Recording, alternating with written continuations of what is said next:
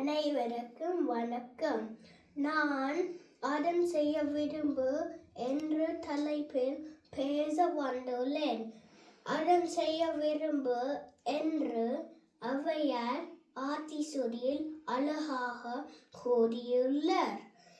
அறம் என்கிற சொல்லுக்குணையாக வாய்மை, தர்மம், நேர்மை, ஒழுக்கம், தானம், ஈகை, கொடை என பல சொற்களால் நாம் விளங்கிக் கொள்ளலாம்.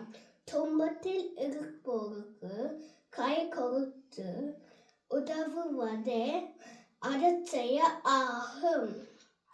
அருள் சேர்க்கும் தவமும் பொருள் வழங்கும் தானமுமே உலகில் தலைமையான மாண்புகள் என்று சுட்டி காட்டுகின்ற வள்ளுவர். பசியால் வாடுவோருக்கு உணவு அளித்தலும் உரையுள் என்று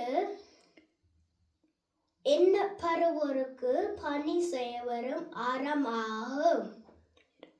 உயிருக்காய் போராடுவோருக்கு மருத்துவ உதவி செய்வரும் நல்லறமே.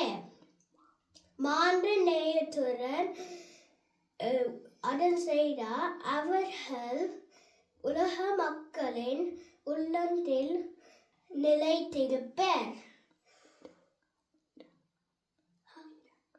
இரக்கமுள்ள நெஞ்சினிலே இறைவன் வாழ்கிறார். நன்றி, வணக்கம்.